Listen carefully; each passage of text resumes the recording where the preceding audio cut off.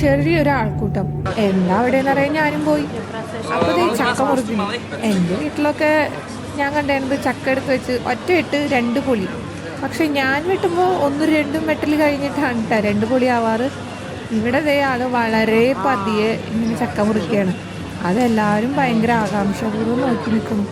കണ്ടപ്പോൾ ഞങ്ങളും ഒരു പീസ് വാങ്ങിച്ചു കേട്ടോ. പക്ഷെ റേറ്റ് നോക്കിയപ്പോൾ 900 ഗ്രാം. റേറ്റ് നോക്കിയപ്പോൾ 500 ക്രോൺസ്.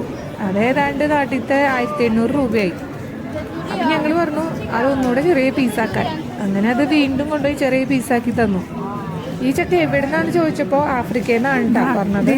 സംഭവം ചക്ക കൊണ്ടുപോയി ഞങ്ങൾ കഴിച്ചൊക്കെ നോക്കിയപ്പോൾ നല്ല ടേസ്റ്റ് ഉണ്ടായിരുന്നു. നാട്ടിലത്തെ അതേ ടേസ്റ്റ്. ഈ സ്നേക്ക് ഫ്രൂട്ട് കണ്ട, ഇത് ഞാൻ ആദ്യമായിട്ടാണ് കേട്ടോ കഴിച്ചത്. ചെറിയ പുളിയും ചെറിയ മധുരവും എനിക്ക് വലിയ ഇഷ്ടമായില്ല. പിന്നെ ഞങ്ങൾ ടെസ്കോ അവിടെ ഉണ്ട്. അപ്പോൾ ടെസ്കോയിൽ പോയി കുറച്ച് സാധനങ്ങൾ വാങ്ങിക്കാൻ വേണ്ടി. ഈ ബാസ്ക്കറ്റ് ഉണ്ടല്ലോ, അത് നമുക്ക് പൈസ ഇട്ടാലേ കിട്ടുള്ളൂ.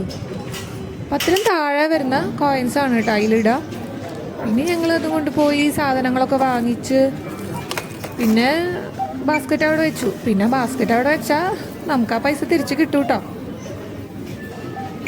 അപ്പോൾ ഓക്കെ, ബൈ ബൈ.